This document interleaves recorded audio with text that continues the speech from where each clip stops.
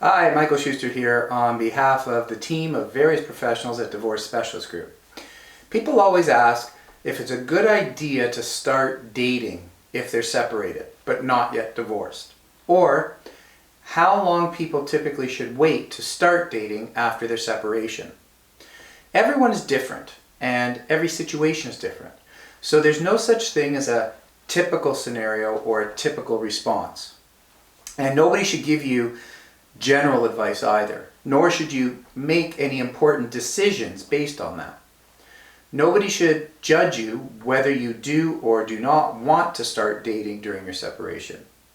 Peer pressure or friends telling you to get back on the horse or people urging you to start dating because they think it's what will help you get through a tough time might be sending you down the wrong path. But in order for you to make that decision for yourself, the first thing to ask yourself is why you want to start dating again. And depending on your answer to why, part B of that question should be, are you ready? So for example, has enough time passed since you separated that you've dealt with your new reality and your emotions and you have closure of some sort, and although you're happy with the person that you are, life is just better shared with someone? Is it because all of your friends are couples and you feel like a third wheel? Or maybe even embarrassed after a period of time that you're the only single person when you all get together as a group? Maybe you're content or happy being single for now, but you're worried that your friends might start thinking there's something wrong with you or judging you. Or are you looking to fill a gap in your life because you feel lonely?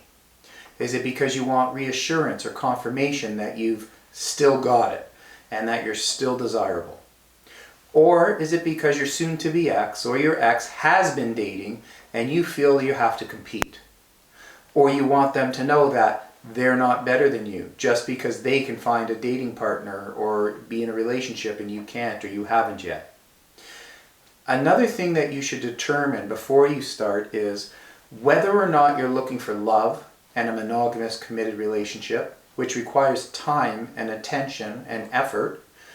Or maybe you just have needs like many other people and you're looking for some fun and a companion. And depending on your answer to that previous question, you should not only be honest with yourself, but also honest in your dating profiles if you're online or on any apps. So for example, the general cliche is that if you're looking online, most men want hookups or friends with benefits, but women want love and a committed relationship. And they are just that. They are cliches. There are many men who want to find a special woman or a partner for a loving and committed relationship.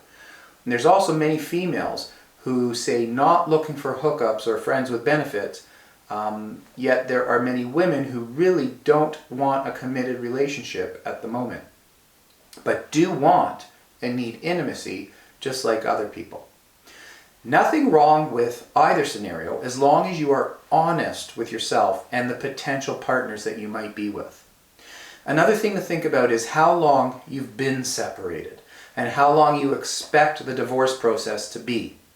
If you and your soon-to-be ex both hope or intend to agree on most, if not all, issues, and actually try to finalize your agreement, your separation agreement, within a few more months rather than a few years, or within a reasonable amount of time, then you should consider other factors such as, will you start dating end up complicating emotions for your soon-to-be ex that might make them seem uneasy or feel intimidated, thereby resulting in a much longer, drawn-out separation?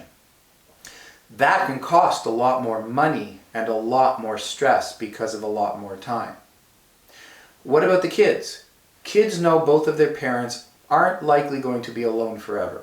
But if you've been separated for a certain period of time, they might be ready to ease the notion that you're putting yourself on the dating scene or potentially meeting your future partner when the time is right. But if you've only been separated just a few weeks or just a month or a couple of months, even if you think you're ready for dating and for the right reasons, your kids might need more time to deal with their own grief, their new reality, and adjusting to a new way of life without more complications. And of course, this all depends on how old your kids are. Their age might affect how they handle it. But even if you don't intend to tell them for a long period of time after you've met somebody, because they're very young, you do have to ask yourself if they need more of your time right now, which might make dating difficult. If you meet someone special and you want to devote necessary time towards getting to know that new special person or building a foundation of a new relationship. Another question I'm often asked is whether dating is considered cheating if you're still separated but not yet divorced, and if that'll impact your financial settlement. The short answer is in Ontario, and again, generally speaking, because you do have to speak to a lawyer for legal advice, the general answer is no. It will not affect your settlement or the amount of spousal support you might have to pay or receive. However, while it might not affect your actual settlement or your support payments, you should be realistic about how your soon-to-be ex will react to you dating.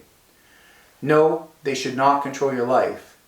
But like I said before, often in settlement negotiations, spouses can lose sight of the end goal and prolong the settlement process because of petty or minor details that they refuse to be flexible or budge on.